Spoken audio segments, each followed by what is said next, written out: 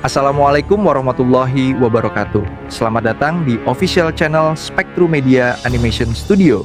Kita akan mencoba membahas tentang sebuah film animasi yang sedang dipersiapkan untuk momen istimewa. Film ini dibuat untuk menyambut Hari Kemerdekaan Republik Indonesia yang ke-80.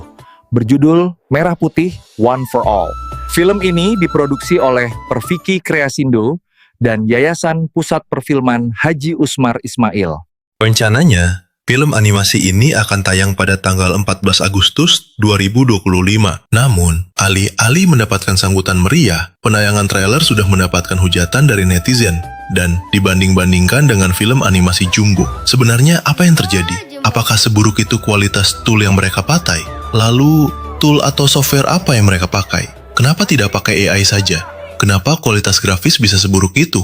Mari kita bahas di Bincang Santai seputar animasi. Emang sudah banyak yang membahas dan melakukan reaction pada film ini. Namun kali ini saya akan membahas bagaimana film ini dibuat dari segi teknis pada software tersebut. Ada 8 masalah berikut dengan solusinya. Saya berharap produser dan animator yang membuat film ini bisa melihat video yang saya buat. Dan yang lebih konyol lagi yaitu pernyataan produser dari film ini ketika ditanya tentang pendapatnya mengenai komentar miring netizen yang mengkritik hasil gambar atau lebih jelasnya hasil output renderan film ini yang sangat jelek. Produser ini tidak paham dengan kritikan netizen, malah disuruh nonton dulu dan berkata, jangan lihat trailer aja, nonton dulu. Aduh, wahai Pak produser yang terhormat, untuk menilai hasil renderan sebuah film animasi, tidak perlu kita nonton utuh.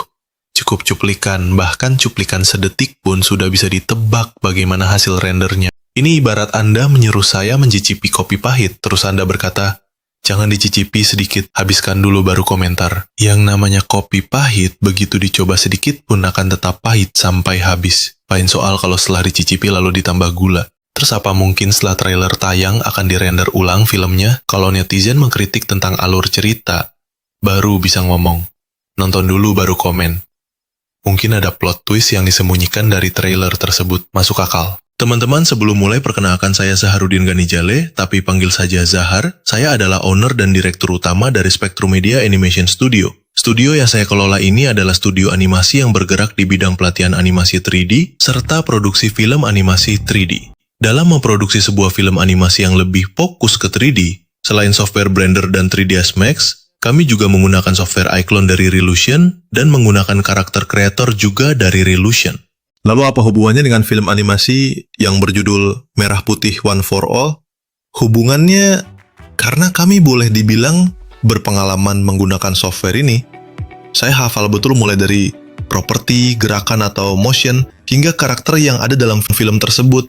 Maka saya berkeyakinan kalau film animasi Merah Putih One for All menggunakan software iClone dalam tahapan produksinya. Karakter yang mereka pakai adalah paket karakter creator yang bisa dibeli di marketplace dari Relution. Apakah itu salah?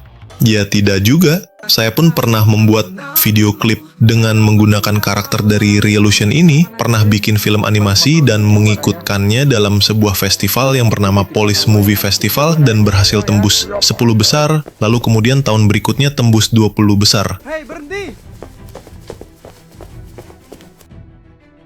Kenapa tidak memakai software standar seperti pada film Jumbo, atau Nusa dan Rara, atau mungkin seperti pada film Adit Sapojarwo? Kenapa justru memakai iClone dan karakter creator? Menurut saya ini analisa saya pribadi berdasarkan pengalaman di dunia animasi, ada beberapa kemungkinan. Pertama, kalau menggunakan software standar animasi pada umumnya seperti Blender, 3ds Max, Maya, Cinema 4D, dan sejenisnya, ini akan terkendala dengan biaya yang sangat besar karena pembuatannya butuh waktu yang lama. Artinya semakin lama proses produksi semakin tinggi biaya yang dikeluarkan. Terlebih lagi butuh SDM animasi yang tidak sedikit, yang tentunya semakin menambah biaya produksi. Kedua, berhubungan dengan kemungkinan pertama adalah dana yang minim dan harus beres dalam waktu yang sesingkat-singkatnya. Permasalahan ini sangat bertentangan dengan hukum produksi, yaitu semakin lama durasi pengerjaan, maka semakin besar biaya yang dibutuhkan. Mau cepat, tapi dana minim. Mustahil dilakukan. Perlu ada yang dikorbankan, yaitu output yang asal-asalan. Durasi pengerjaan 3 bulan sangat mustahil dikerjakan dengan durasi film 1 jam lebih, bila memakai standar produksi yang menggunakan aplikasi seperti Maya, Blender, atau sejenisnya. Solusinya adalah menggunakan aplikasi ajaib seperti iClone dari Reolution ini. Perlu diketahui, sebelum era AI mulai merajai proses produksi yang sangat cepat, iClone adalah satu-satunya software yang mampu melakukan itu. Saya bisa membuat sebuah film animasi 3D dengan durasi 5-7 menit, mulai dari tahapan pra-produksi, produksi, hingga pasca-produksi, hanya dengan waktu 2 minggu, yang bila diukur dengan menggunakan software standar seperti yang saya sebutkan di atas tadi, mungkin akan memakan waktu minimal 3-6 bulan. Ditambah lagi tim animator yang hanya sebiji untuk level film animasi panjang yang berdurasi 1 jam lebih, semakin menambah pertanyaan dalam benak. Masa sih proyek pemerintah tapi kalah dengan tim pembuat konten kreator YouTube? Ketiga, kenapa tidak pakai AI padahal menggunakan teknologi AI tidak buruk-buruk amat? Buktinya salah satu film animasi AI Indonesia mampu tembus di festival bergengsi sejenis Cannes Festival. Masih ingat iklan animasi tentang makanan bergizi yang juga dihujat oleh netizen? Saya rasa itu salah satu penyebab mengapa tidak menggunakan AI. Tapi itu menurut analisa pribadi saya saja. Kalau ada pendapat lain silakan tulis komen kalian ya. Lalu pertanyaan keempat, apakah software yang mereka pakai memang cuma sebatas itu kemampuannya? Jujur, setelah melihat trailer dari film animasi tersebut, saya teringat dengan hasil film animasi yang pernah saya buat sekitar 10 tahun lalu dan masih menggunakan iClone versi 6DT5. Sekarang iClone sudah mencapai versi 8DT5. Dan hasilnya? Ya, silakan lihat video-video yang saya tampilkan ini.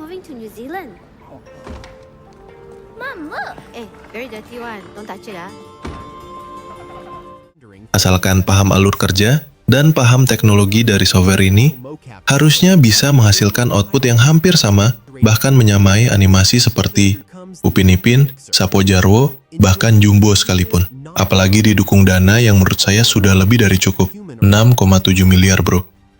Andai proyek ini diberikan ke saya, cukup kasih saya 1M, saya akan buatkan hasil yang jauh lebih bagus dan layak untuk masuk bioskop. 5. Mari kita bahas hujatan selanjutnya, yaitu hasil render atau tampilan grafis yang sangat tidak layak. Istilahnya low poly, mirip game Roblox atau game jadul tahun 2000-an. Padahal, kalau memang paham teknologi yang didukung oleh software ini, sangat powerful, bahkan mendukung engine render untuk menghasilkan tampilan grafis yang lebih bagus. Kalaupun merasa waktu yang singkat untuk memakai engine render, masih bisa menggunakan teknologi dari Unreal Engine untuk melakukan render yang hasilnya tentu tidak kalah dengan grafis selevel Jumbo bahkan Hollywood sekalipun. Yang keenam adalah motion, atau pergerakan dari setiap karakter. Semua pergerakan karakter dari film ini adalah hasil dari library motion yang memang sudah disiapkan di marketplace Reolution. Kenapa tidak membuatnya sendiri sehingga bisa sesuai alur cerita? Saya sudah 10 tahun menggunakan software tersebut. Jadi hafal betul mana motion yang dari library yang sudah ada atau library yang harus dibeli melalui marketplace-nya. Kenapa tidak menggunakan motion capture? Misalnya Rococo yang memang sudah terintegrasi di dalam plugin Motion Left-nya iClone.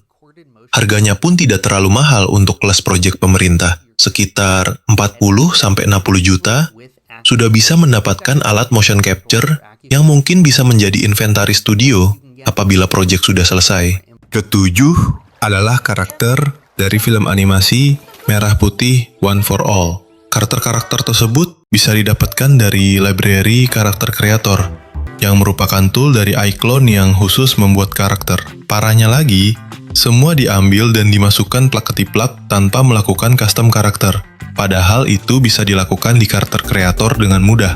Yang terjadi, hanya melakukan perambahan aksesoris seperti kacamata, mengganti rambut, menambahkan ikat kepala yang sangat mudah dilakukan. Kenapa tidak membuat custom karakter sendiri sehingga setiap style karakter bisa terjaga? Apakah susah? Tidak juga.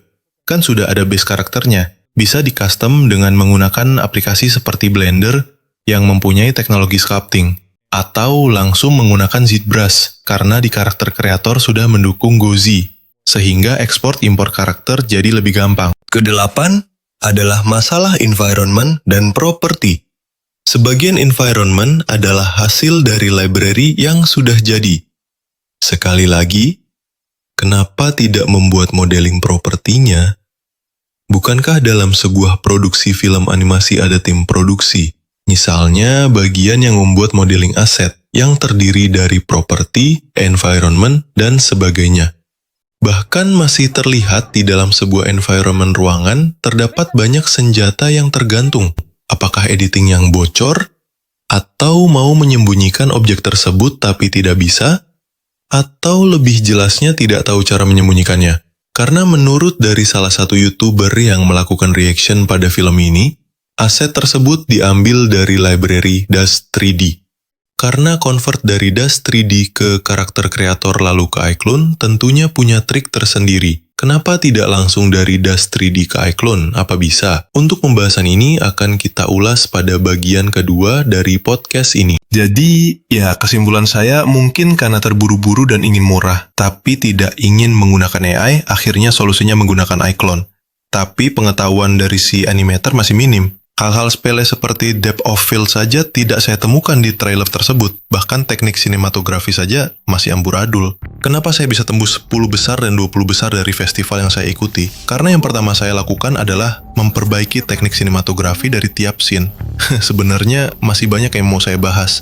Tapi cukup sampai di sini dulu. Tidak usah khawatir, karena di edisi berikutnya kita akan bahas lebih jauh tentang karakter creator dan bagaimana mereka membuat karakter-karakter tersebut. Sampai jumpa!